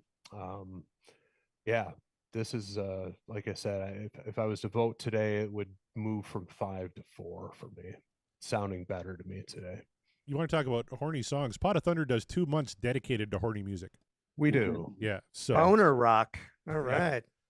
We have a conspiracy theory in the chat, Chris, that maybe rock. Eddie Van Trollen is a Caruso. Sure, that wasn't a Bob Caruso comment? Well, gee, that again, that wouldn't surprise me at all. First of all, he doesn't have the balls to use his own name. He's using Eddie Van Trollen, and Is that Mariano? And he's simply saying stupid shit. So that sounds like a Caruso move to me. Yeah. I thought that was a pretty valid theory that could very well be a Caruso. Michael Griffith, get us back on track. This was your number 1 song. This is my number 1. I love this song. This song is the most, it's raw and relaxed at the same time, which is all raw. And I mean, once you hear that opening riff, so I don't think of Betty Boop. I know he mentions her, but think of every girl I've been with, really, is what pops in my head every time I hear this song. And no other song really achieves that. So, I mean, I think Roth really paints a picture with that and gets you to think about, some hot chick you see walking down the street or someone in your past. And then I know you didn't like it, Kelsey, but that like 2 minute, whatever it is, interlude at the end with Mikey and Al and Ed, I love that. I mean, that's what I even turn up even louder than I had the beginning of the song on, because that instrumental ending is so great. And this band is so tight. It's a great song. And I think it's my favorite deep cut in the entire catalog. And it's arguably, I go back and forth, but sometimes I have this as the best song they've done. I think it's fantastic. Nice. Well, Jeff pointed out that it was, Josh pointed out that the riff kind of has a nod to Back in Black, and Jeff is saying that both Panama and Drop Dead Legs were partially inspired by AC/DC. You kind of get that vibe in there for sure. Taz, you had this one number 1 as well. Yeah, man, for many of the reasons that Michael just said. I mean, it's 2 songs in one, absolutely. So I do consider, the first half and then the second half, and love playing both of them. Arguably, I enjoy playing the second half a little bit better. But I mean, the simple sophistication of this song, what he constructed here, the way it starts, the way it falls into the chords, and the way he arpeggiates and goes through and creates this masterpiece of syncopation and timing with his brother. There's really nothing else in the catalog quite like the feel of Drop Dead Legs, from at least from this player's standpoint. I mean, and again, that jam at the end, I think the solo in this song is one of his best solos on record. I mean, and this is like definitely top 3 solos for me when it comes to the work of Eddie Van Halen. It, for a lot of the reasons that have been stated, it's just just the topmost of the popmost in my book. Well, Eddie Van Trollen is back in the chat, and he says, unfortunately, I have random drug testing at work, so bong hits aren't a possibility. Ah, You're not even Damn, so fun. he's really just yapping. damn. Yeah, All not right, even Mark. control. Mark, pass one over. All right, well, while you're doing that, Get we're it. going to go to Darren Paltrowitz to give the final word on Drop Dead Legs. You had this one way low, actually. You had this one number 6. Yeah, what Josh and Jeff put up in the chat is why. These are the 2 songs from this album that Eddie admitted in interviews that he kind of copped from AC/DC. And the riff to this song, it's a great song. It's just not one of my 25 favorite Van Halen songs. There's so many Van Hagar songs that basically have this riff, and it's just not. It's not the Eddie I want. Simple as that. It's a good song. It's just not a good Van Halen song. To these ears, you can disagree. We're all good. Fair enough. Let's go to Eric Senich. Yeah, this one number 3. So he's on board with you on that one. That brings us now to our top 2. Both were singles. Both are pretty fucking classic songs. Tony Griggs says, so the top 2 are, and either song could be number 1. A lot of people actually thought that way because 1 and 2 switched quite a bit as I was tabulating the votes. And coming in at number 2, those drums can only mean one thing. It's number 1. That means I'm very happy for the number 1. Anyone knows me knows my favorite song of all time is the number 1 song on our vote here tonight. But Hot for Teacher comes in at number 2, 185 points, just 12 points behind the winner of our 1984 rankings. 3 people ranked this as the top song on 1984.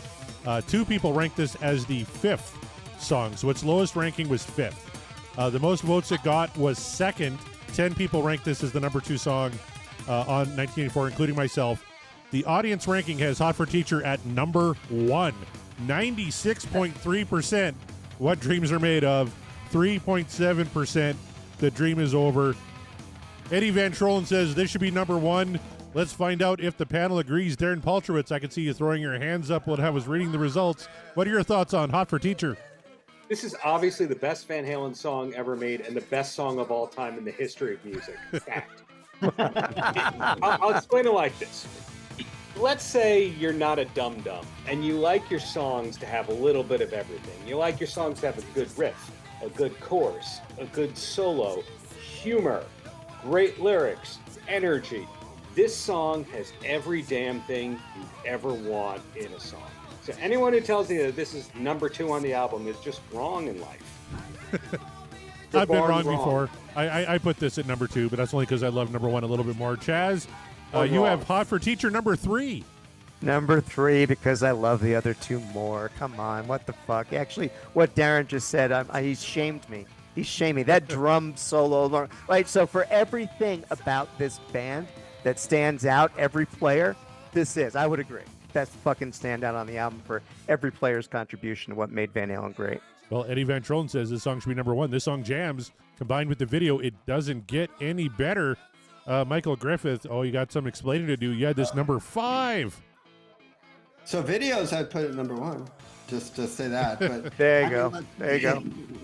It's great. There's no real criticism here. I just like 4 songs a little better. It's a good song. It's kind of Al's song, really, with the intro and all that. It's Roth again with the storytelling. It is so great. It's a good song. I just happen to like 4 a little better. I would say if I'm playing one song that incorporates all those things, I'd probably do Unchained and not this one. I think that one probably showcases the band better, but that's just me. Well, Tom in the chat says, see, this is the overplayed one for me. Still love it. Just a little tired of hearing of it. Heath McCoy, let's see if you agree with that sentiment. You had it number 4. Yeah, and I only had it at number 4 because, the other 3 tracks are just better for me. Just a slight bit better for me. But, yeah, I love it. I absolutely love it. I'm a drummer, and I've always been just blown away, dazzled by the drum intro. It's probably maybe up there with Led Zeppelin rock and roll, the Bonham's coming in like that way. Yeah. I think it's maybe the greatest drum intro of all time. Dave's, the humorous verses, the spoken verses with Dave. Eddie's just on fire. That solo's insane. And, I grew up with watching the video too, and the video's part and parcel with it for me as well. Although the song stands up without the video, but that's one of the greatest rock videos of all time. It's just so fun, sexy, and they had the child versions of the band and everything. It was so cool. They were the coolest band in the world at that time, coolest cats in the world, all 4 of them, and yeah. Bar none. Bub in the chat says it cooks so much it's on fire. It's so hot I saw a little guy in his orange robes listening to it and burst into flames. It's that hot. Fruitcake Tony says Hot for Teachers number 3 behind Jump and the number 1 song which starts with a P. Josh with the comment of the night says shelled out a lot of dollar bills to this song. I think I know what he's alluding to there. Mark Kameyer, your number 2 song as well as mine. Tell us about Hot for Teachers. It belongs in the number 2 spot. I will live on that hill and die on it. I am a number 2. I'm named after my father. Fun fact. So number 2s are not always shitty, if you know what I mean. Who does number 2 work for? That's right. You show that turd who's boss. But that being said, I do not disagree with anybody who says like this is the best song on the album. Like I don't disagree with that. I love Hot for Teacher. I begged my friends that put on these tribute shows we do in Nashville. I begged them to let me do the vocals on Hot for Teacher when we played it. I didn't get to do it, but it was still done very well by friends of mine nonetheless. I love Hot for Teacher, but I just love one other track that starts with a P just a little bit better on 1984. But I do not disagree with anything any of you have said about Hot for Teacher being, or it should be number 1, because it's like, well, I can't fault you for that. You all make great arguments, and it's not even an argument because I agree, because it's a great song. I just personally, like you, Corey, like one other song just a little bit better for my own personal taste, and that's it. Well, a few people like this one, number 1. Of course, Darren Paltrowitz being one. And our patrons, Chad Pollock, also voted this number 1. And Janice Risco. Janice, who votes every single time. Thank you, Janice. Had this one at number 1. Kelsey, our favorite panelist of all time, had this one all the way down at number 5. So feel the shame. So, this is one that I've... yeah, no, you're right. You're right. You're right. That's fine. I do love this song. First of all, I think it's very fun. I love first of all, I've been like a Hot for Teacher girl myself. I've had crushes on very many teachers, and but yeah, no, I love this song. I'll tell a quick story. I used to do an extracurricular where I played in a band, and this was on our set list. And I remember we did a gig where it was like we'd only known the song for like 2 weeks, and the guy who owned the place was like, do not do that song. you guys don't know it well enough. And like we got right down to the end and it was either this or Don't Bring Me Down by ELO. And I was like, there's no fucking way I'm doing that song when Hot for Teacher is on the bill. So I looked at my guitar player. I was like, and he was like, and then I looked at my drummer and I was like, can you do it? He's like, he was like, I don't have a bass, like a double bass. And I was like, can you fake it? And he goes, yeah. And so we did it and we kicked so much ass doing it that we didn't get in trouble. So I have really good memories associated with the song. I love the music video. Eddie's absolutely adorable in this music video. I love how Eddie looks absolutely adorable. And then he's absolutely ripping on the guitar. It's just, yeah, I do love the song, but I like the other ones that I put before better. So Fair enough. All right, Chris L., you get the final word on Hot for Teacher. You had this ranked in number 2.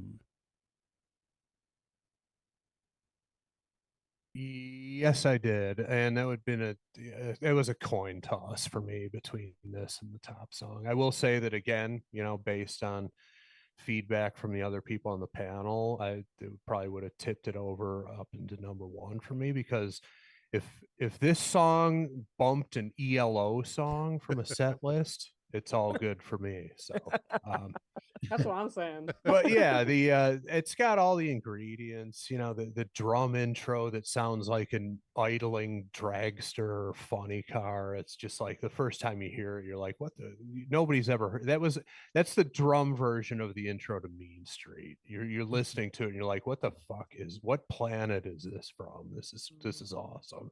It's a living thing. It is, and then, like everybody said, it's just all the ingredients. You can't separate it from the video. The video is brilliant, and again, that's something that's like 100% from the mind of Dave. I mean, it's like it's like it flows straight into the Yankee Rose video seamlessly. Just the weirdness and it could only come from Dave. And the guitar playing is great. One of my favorite little factoids about it is this song was recorded on a Flying V, apparently. So none of the whammy bar tricks, just all the tapping and just shredding on the guitar is just one of my favorite little tidbits about it. And big rock concert ending, and it's got everything. And like I said, it was, when I voted, it was a coin flip. Tonight it would have probably made it number 1 for me. There you go. Well, for me, here's a little fun fact about Corey. Young Corey may have been ushered into manhood by a teacher at 15 years of age. Did it happen at the Come and Go? You're going to have to wait and find out when you read my autobiography, Jizzin' and Shittin' at the Come and Go, coming out spring 2025. But before we get to that, we got one more song to listen to, folks. On that note, sorry. Go ahead, Chris.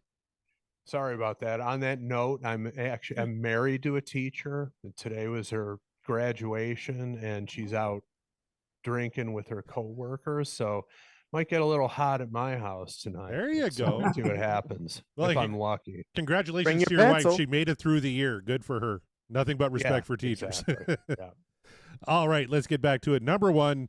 No secret, it's my favorite Van Halen song of all time. It's one we're going to be covering again in our revisited episode, because I got to get those votes up a little bit higher. It's the one and only Panama. 197 votes. 12 people, count them, 12. That's almost half the panel, or half the votes, voted this number 1.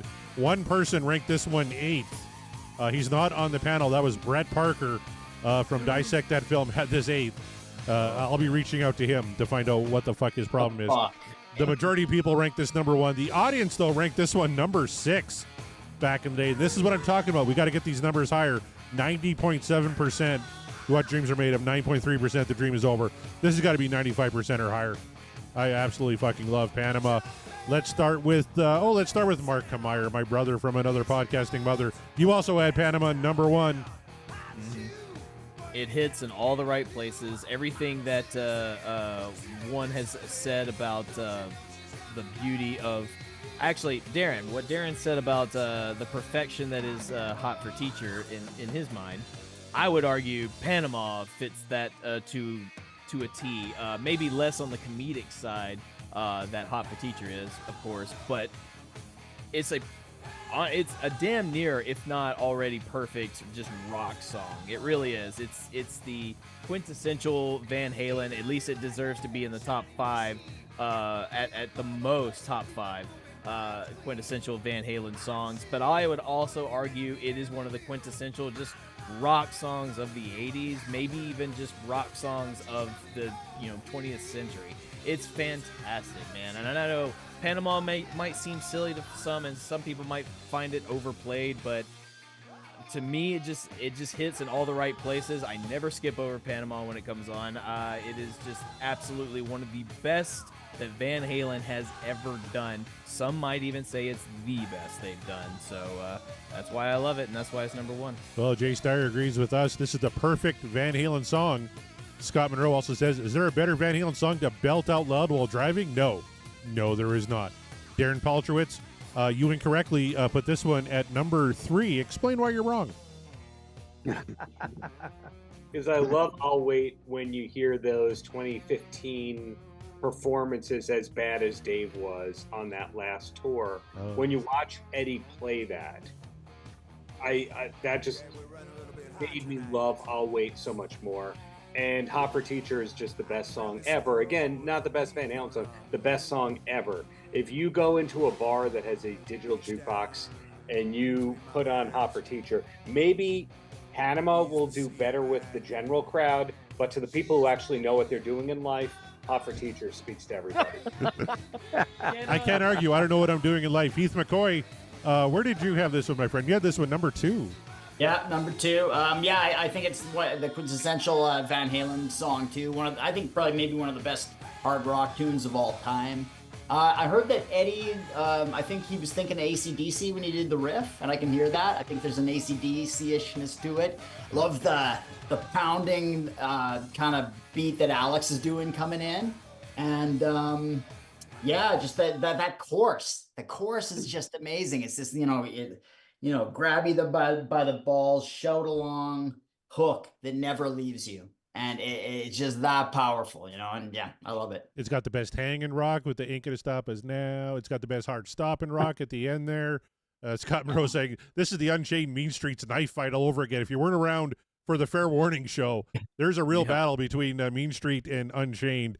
We're not going to rehash that here. We're going to go to Chaz Charles and find out where he had Panama ranked number 4. Come on, buddy. Don't shame me. Come on. No ranking shaming. Hey. No, come on. It's a fucking classic song. Just the pull-offs, the whole feel of the song. When you're playing this, when you come together on this one, wow, holy shit. Everyone loves it. Crowd pleaser all around. It's, smiles all around when you play it. I just love the ones ahead of them that much more. But and this one might have been maybe a little overplayed for me because I could play it like when it was like I think the first song I figured out, kind of plucking out off the record when I got it. So when I was 14 when this came out. Being able to play that and being able to, do that shit-eating grin and be able to walk around that way when we were kids. I mean, that was great, so it was a hot shot for a couple of months until everyone else learned it. Right. So it's just a great track. Just love the ones ahead of it better. That's all. All right. Kelsey, talk to us about Panama. You had this one number 3. I love this song. This song, I use Spotify, and I think the past 4 or 5 years, this is always in my top 5. It's rotated between like 3 and 4 or even 2.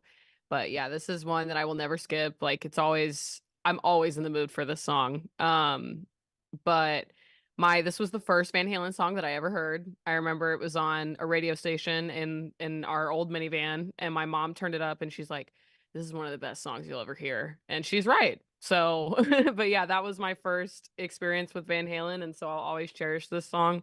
And I mean, I've heard a few tribute bands play it and even some acts in Nashville, and it always hits, always. So I love this song. All right. Chris, you agreed with everybody here that voted this number 1. You had this one number 1 as well. Yeah, like I said, it's a coin flip with Hot for Teacher on this album. And this is one that, like I said before, I'm definitely one to give a little more of a nod to the deep cuts. But yeah, you just can't deny the big hits off this album. Jump being the exception for me, but I mean the 1-2 punch of Panama and Hot for Teacher is just you can't deny the quintessential Van Halen appeal. And for me, this is another one that I can't separate it from the video. You know, the video is less like scripted out and stuff like the Hot for Teacher one is, but you know you got Eddie blowing the smoke rings into the camera. You got Dave in that big scarf riding the motorcycle around. You got them all like swinging around the stage. You have that weird sequences where Dave's getting arrested and he's got nothing but a towel on. And one of the cops looks like the old bald guy from the Benny Hill show. I mean, it's like they sent that guy to arrest a major rock star. How is he even on the payroll still? Why didn't he retire 20 years ago? I mean, this guy, he's like waving people off and just that, Right. like but that whole thing is just like no one else would think to include that or even be a part and parcel to that actual footage like David Lee Roth. Well, that was staged though. He thought that all up. That was all bullshit. Yeah, right? and that's fine. Yeah. You know that Total image, man. and Yeah. it works for me. You Brilliant. know, it actually looked real, and Yep. like you wonder if it's real, but then it's Yep. but that explains it. It's like this old Benny Hill guy would not be on an LA police payroll at his age. He was like fucking 90. Who else would think? Isn't he wearing cowboy boots? He's got his towel on. And he's got Right, Yeah. right. That whole Quickest thing to put sequence. on.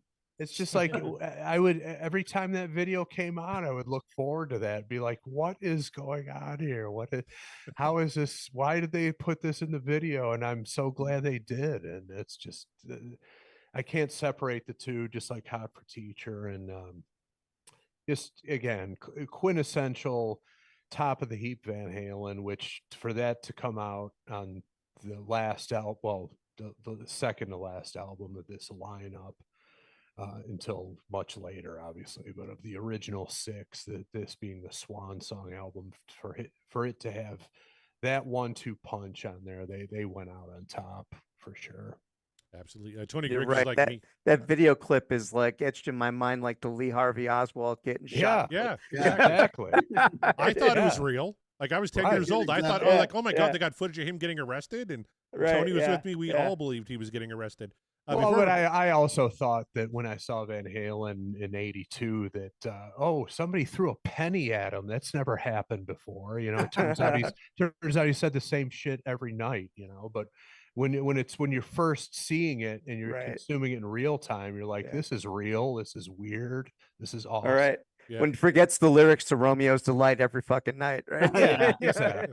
Yeah. Oh, Benny Hill thing. By the way, so we have these friends here in town that are originally from Australia, and they showed me this really horrible early 80s like TV show from Australia.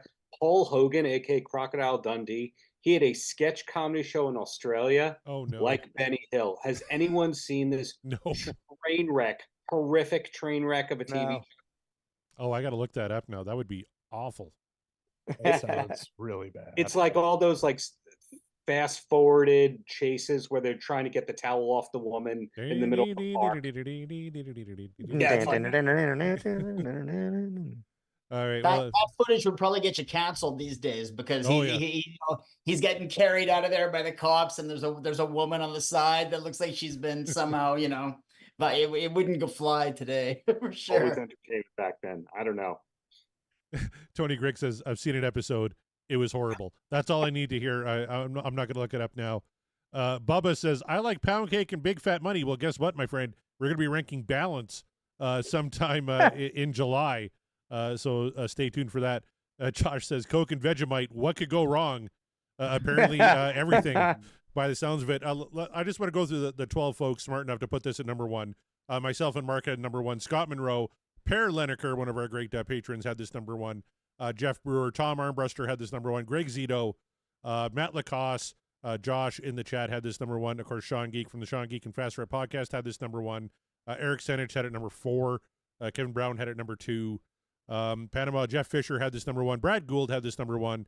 And we're going to finish off here with one of our great patrons, Michael Griffith. Michael Griffith, you had this one, number 4. We're revoking your Van Halen card. This will be your last time to talk. Explain why. Well, I mean, I think so. Roth does a very good job here. I think this song, more than any other one, kind of showcases a Van Halen lifestyle of just kind of living life to the fullest, being in the moment. That's this song. And they do a good job with the video and the song too. I mean, some of it's Ted Templeman of showcasing each member. I mean, what other band really showcases each member? It's always about the lead singer, usually, maybe the guitarist. No one cares about the drummer and the bass player, but Pretty Woman, Hot for Teacher, Darren, your fave. And this one, I mean, they really showcase each guy and make him a star in his own right. So, I mean, it's great. I mean, it could, there's like 1A, 1B, 1C, 1D with this album. So, I mean, it could be number 1. It's an awesome song. Absolutely. Now, before I wrap it up and throw it to Mark to go through all the promotion and everything, we got a lot of chatter in the chat because people are asking what the whole Unchained Mean Street was. Basically, it was 1 and 1A that whole night, and Unchained won by like 4 votes. And one of our patrons who voted, Sean McGinnity, accidentally put it 5th. Had he put Mean Street 5th, and that's what cost Mean Street the title for the Fair Warning show. So I just want to poll everybody on the call here. Which one do you like better? Just give me a word or two. We'll start with Michael Griffin. Are you Team Unchained or Team Mean Street? Oh my gosh, that's tough. All right, we're skipping you then. Mark Meyer, who do you like better, Unchained or Mean Street? Unchained. Unchained. Back to you, Michael Griffin. Who do you like? I'd go Mean Street. Mean Street. All right, 1 for 1. Kelsey. Mean Street. Mean Street. Heath. Mean Street. Oh, Chaz. Unchained. All right, Darren. Unchained. Unchained. I'm Team Unchained. Chris. Mean Street. Yeah. I tell you, it's pretty even on the call too. Between Mean Street and Unchained. Fuck. Top one. Oh, I'm Mean Street. Oh, that's a real Sophie's choice. They're both just 1A, 1B. unbelievable. Absolutely. Yeah, no, they're both great. Dirty so, Movies. Yeah. Hear about it later. I love that song. Come on. That's a banger. All right, Mark and Meyer, that's it. We did another live show. The next album we're doing 2 Yes. weeks from now is Diver Down. Are we going to be able That's to compile an all-star panel of this caliber for Diver Down, do you think? No, and I'll tell you why, because this is the one nobody seems to ever want to talk about. Every time I love it. They call it in. the covers album. They call All right. it the We're in. worst of Van Halen, and I don't agree with that assessment. I know Corey doesn't agree with that assessment. So Well, your audience doesn't either, man. I've seen your numbers. Your audience That's doesn't right. either. Yeah. that's true. It's a He has very seen the highly numbers. ranked Can't record. argue with Little that. Guitar overall. is our It number is. 1 song according to the audience to Damn this right. day. Little Guitar. It's true, but it's like there was a time period there where every time we mentioned Diver Down, everyone was just like, "Oh, Diver Down." It's the covers Everyone album. loves to Sucks. shit on that record I was because like, Eddie used So to shit on the underrated. record. It's such an right? underrated record. It really is, and the journey through the show really kind of opened our eyes to it. Because I guess I had never thought about it before then. So yeah, no, that is going to be a good show. I'm sure we can wrangle a few of these Muppets to join us in that ranking show. So be on the lookout. That's gonna be a good time. All right. Well, the chat, I think, is pretty much saying Mean Street. So if we were split on here, then the chat would get the final vote. So Team Mean Street wins tonight here, although in the official rankings, Unchained. It was a finish tie. out It on was a top. draw.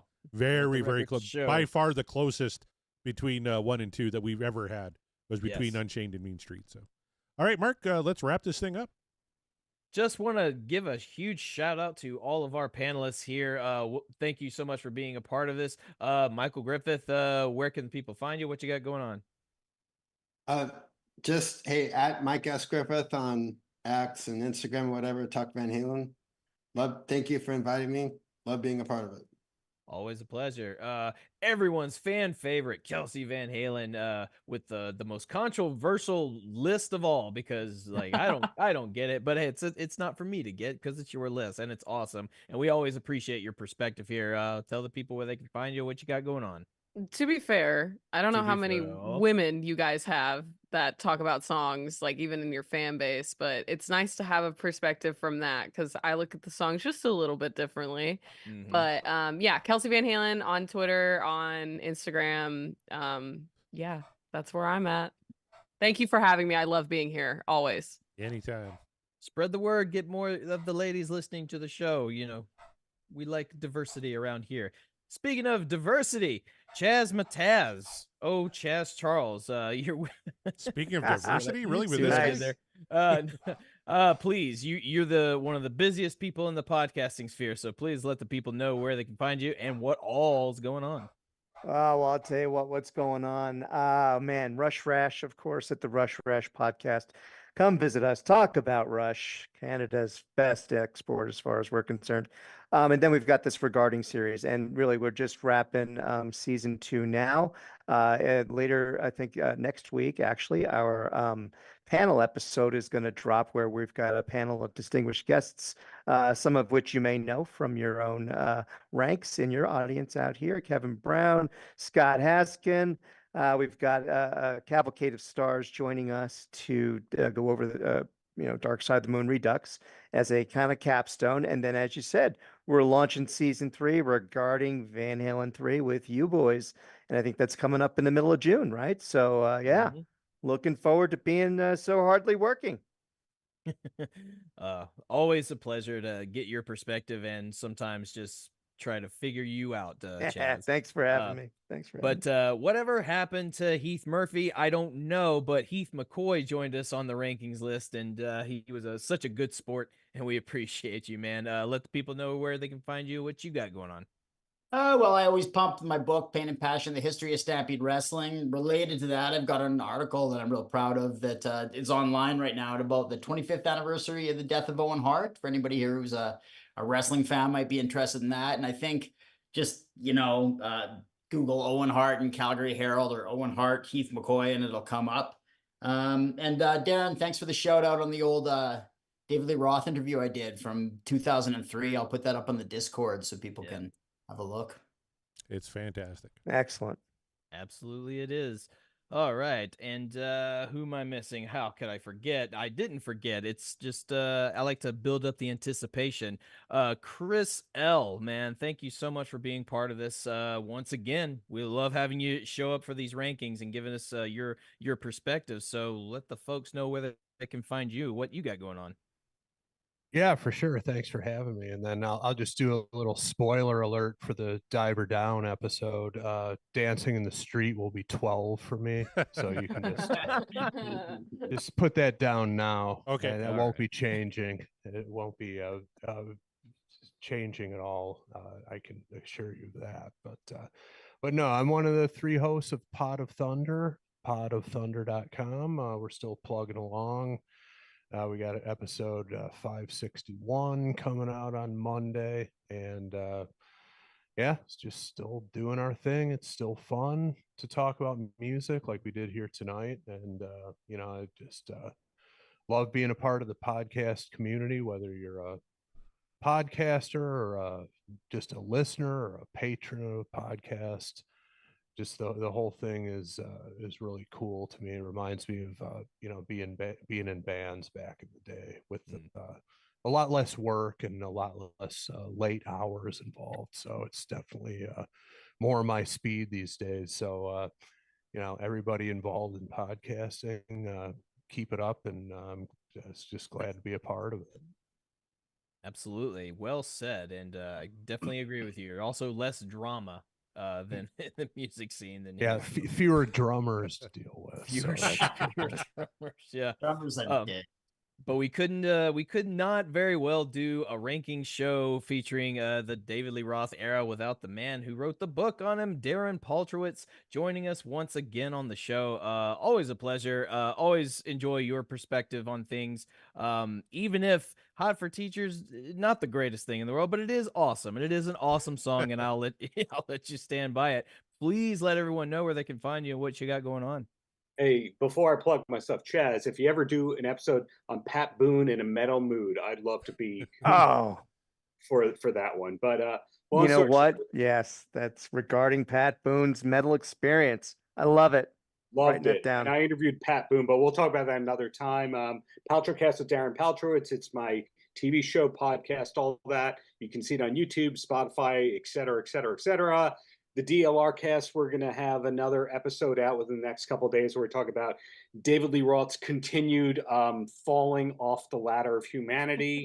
And the book David Lee Roth, DLR book, How David Lee Roth Changed the World. You can get it through Amazon, Walmart, Barnes & Noble, Target, whatever your Canadian stuff is too. It's there as well. If you nicely write to me and nicely troll me, I'll send you the digital copy. You all know where to find me at Paltrowitz, and come to me, and it's a pleasure to meet you all. Great people with great ideas, except that Hot for Teacher is better than your favorite song.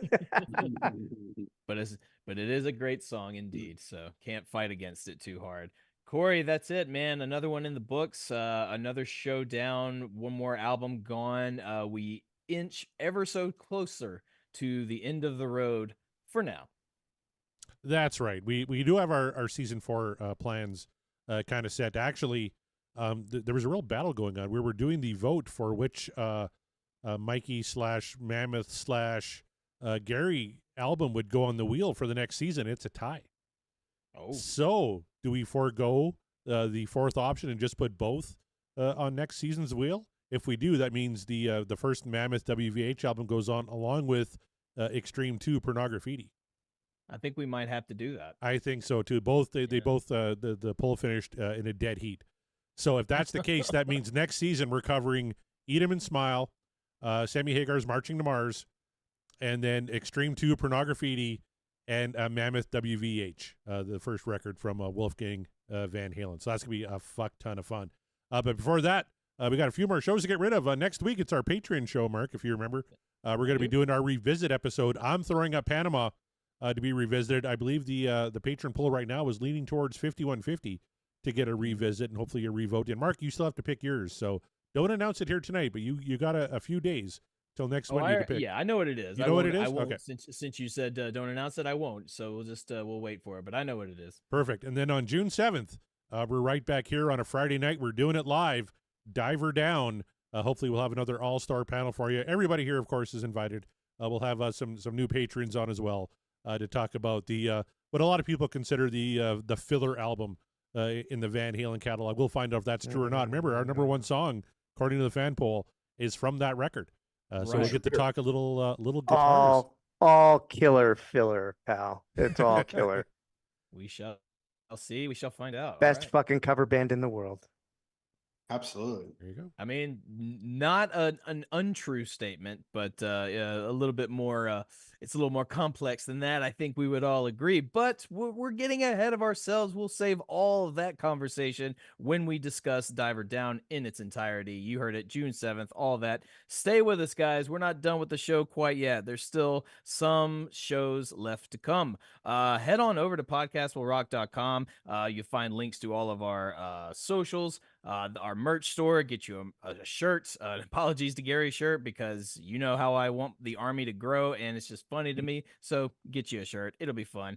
And then also, if you are not already subscribed to the Patreon, do yourself a favor. Join some people on this crew right now. Join the Patreon. Find a tier that's right for you. I guarantee you will not be disappointed. And you get links to the Discord where the conversations keep happening. And that's where the real intrigue is. And you get to be on the show with us if you would like to. So join the Patreon. I'm going to keep saying it until I'm blue in the face or until you all just give in and just join already, okay? And then I can shut up about it. But until that time, I won't. On behalf of Corey, myself, and everyone on the panel tonight, we are, and the podcast will rock.